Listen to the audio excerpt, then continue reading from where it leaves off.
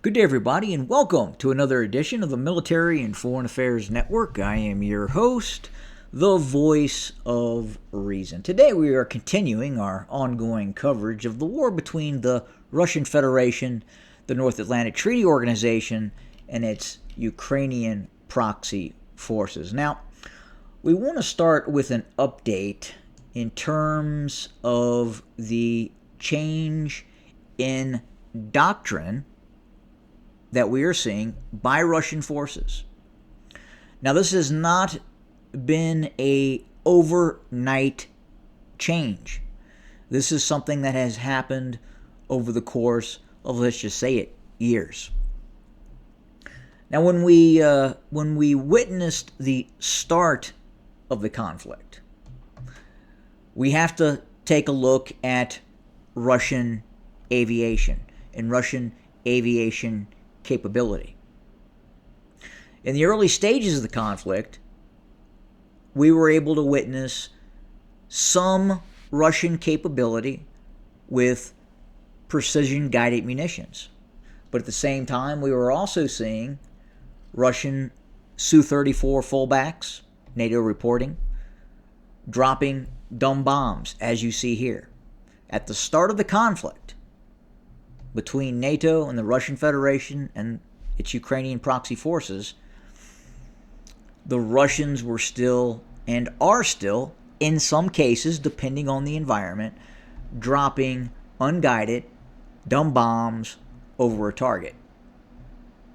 Now, the Russians do have a system that allows fairly accurate targeting with the use of quote-unquote dumb bombs. But by and large, we are not seeing Russian aviation flying over, doing deep penetration strikes inside of the Ukraine. It's very, very difficult for the Russians to do this. It would be very difficult for any nation state at this point in the type of air defense environment that exists inside the Ukraine to commit very advanced multi-role non-stealth aircraft in this type of environment. At the start of the conflict, again, we were seeing, here's another example of a Su-34 with rocket pods. It's also equipped with a KH-31P, I believe that is, KH-31P. That is designed for the destruction of air defense systems. Again, given the range of Ukrainian systems using Patriots, using S-300s, modified S-300s, other Western systems, those systems outrange even the KH-31. We have not seen the KH-31 in terms of being used to destroy air defense systems being used very effectively. I don't believe at this point the Russians are using these systems, and especially a Su-34 outfitted like you see here. So what is happening that is changing what is happening on the ground? Again, it is the change in Russian doctrine. We are starting to see the Russians deploy Su-57s.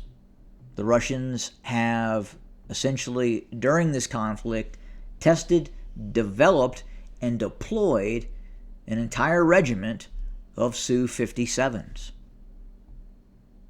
Now, these aircraft have better stealth capability, and then compounding that, they are using standoff munitions, launching munitions hundreds of kilometers from the exact location of the target package. In most cases, these Su-57s are not even flying inside of the Ukraine. They don't need to. They launch their bombs or their payload well outside the border of the border between the Russian Federation and the Ukraine. Hundreds of kilometers. And it's just not the use of KH-69s or other systems that are being used, such as the taking a dumb bomb and modifying it as a glide weapon. That gives it much more range. And then that glide weapon also is using satellite guidance, much like the American JDAM. So that is what has changed in this conflict right now. The Russian use of air power. When was the last time you heard about a Russian aircraft being shot down? Doesn't happen very often. Earlier in the conflict, you were hearing more about it. It was happening. Russian strike aircraft were flying into the Ukraine. And that was giving the Ukrainians the ability to engage those aircraft. And in some cases, shooting them down. Russian doctrine changed. No longer do they fly inside of the Ukraine. They are launching these weapon systems well outside the airspace of the Ukraine. And these attacks are occurring day in and day out, hundreds of times a day. Hundreds of times. There are a multitude of Russian airstrikes happening, both deep inside of the Ukraine and along the front lines. Now, the front lines are also seeing the use of massive amounts of Russian drones as well. So again, if we go back and we compare and contrast the early phases of the conflict, where we were seeing these Russian armored formations entering deep inside of the Ukraine. We were seeing Ukrainian and NATO forces engaging these armored formations with advanced anti-tank guided weapon systems. And then we progressively started to see drones, FPV drones, becoming in use. And now fast forward to today. An entirely different way of war is currently being fought. And the Russians have adapted to this way of war. It is now mass producing drone systems, very advanced long-range ground attack systems that don't require jeopardizing the aircraft. Here's another, that's a KH-69 long-range stealth cruise missile that is being used. Here's an example of a Su-57 with glide munitions inside of the bomb bay. And these are being used actively. We're even seeing the Su-57 in some cases engaging Ukrainian aircraft. Not at close distance, but well beyond visual range, firing very long-range air-to-air missiles at Ukrainian targets. And in most cases, these aircraft do not even need to enter Ukrainian airspace. But if you look at and you compare and contrast the current Russian doctrine with the doctrine of the United States, when we would see the U.S. military, say, strike targets inside of Syria or other nation states, even the recent strikes that occurred in Iran, minus the use of the B-2 bomber, minus the use of that bomber. That aircraft entered Iranian airspace. But by and large, the U.S., when it conducts airstrikes, very rarely will a U.S. aircraft need to enter the hostile nation state's airspace. It's not necessary. They're able to launch these weapon systems, again, many miles outside of that nation state's airspace. And thus, the only thing that can really be shot down at that point is the actual missile or glide bomb that is being used. But that is what is happening right now in this conflict. The Russians are using vast amounts of air power and drone technology to whittle down and break the back of Ukrainian forces. Right now we're watching not only a disaster that is taking place in Pokrovsk with the envelopment of multiple Ukrainian brigades. The Russians have closed this pocket. It is very difficult for any Ukrainian forces to flee this pocket other than a few dozen troops at a time in the dead of night. Maybe. But we are also seeing Zaporizhia. Russian forces are now about 20 kilometers outside the southern outskirts of Zaporizhia. This area here.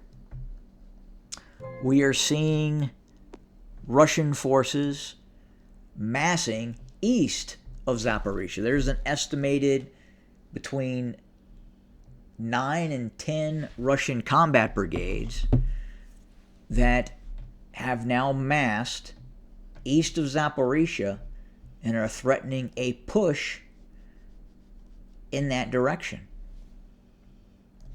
We are seeing Russian forces to the north-northeast near Vovchansk. This was an area that was highly contested by Ukrainian forces. Ukrainian forces gave maximum efforts in the defense of this city. And now you see here, the city has been taken. And an envelopment operation is now happening with the final vestiges of Ukrainian defensive troops that are deployed near Vovchansk. And you see this taking place all along the line of contact. Russians pushing in, creating buffer zones. And again, the envelopment of Ukrainian forces day in and day out, supported by this air capability that did not exist 2 years ago. The Russian air capability that you are seeing now existed, but was not being fully utilized and had not been fully developed in terms of what we're seeing right now. Right now, we are seeing, again, a much different Russian Air Force, a smarter Air Force, a more technologically advanced Air Force that is being used in this conflict. And it is taking an immense toll on the Ukrainian military. And not just the Ukrainian military, it's taking an immense toll on NATO capability as well. Now, the Ukrainians and the North Atlantic Treaty Organization are getting its licks in. They are taking shots. They are taking deep penetration shots using drone systems and long-range precision-guided systems to attack Russian targets. Now, are these attacks effective?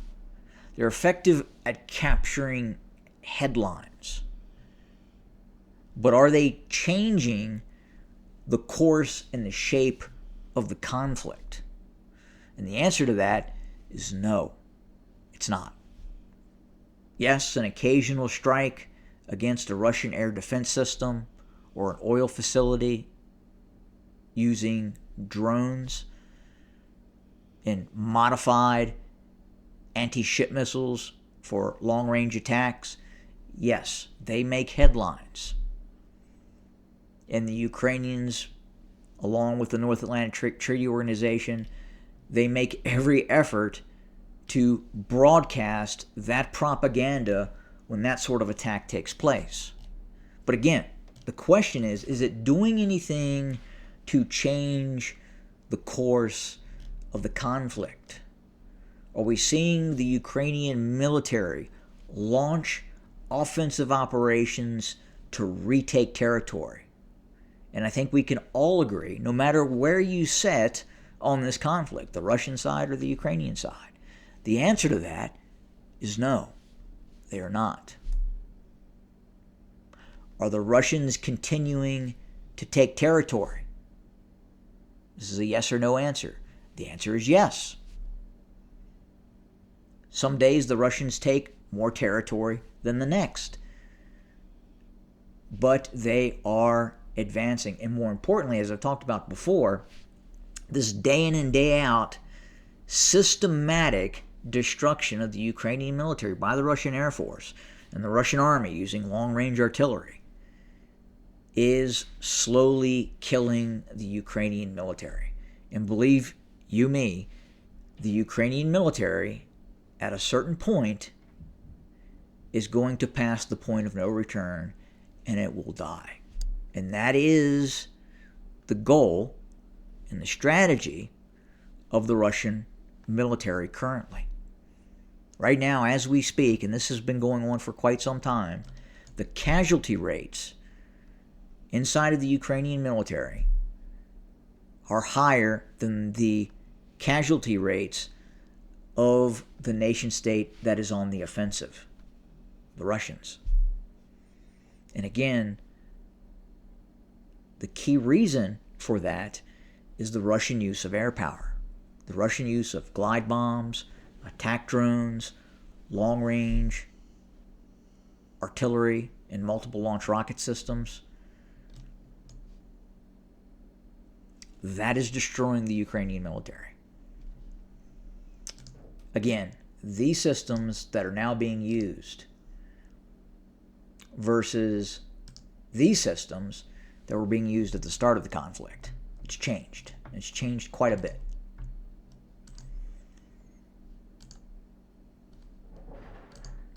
There's a great picture of a Su-35.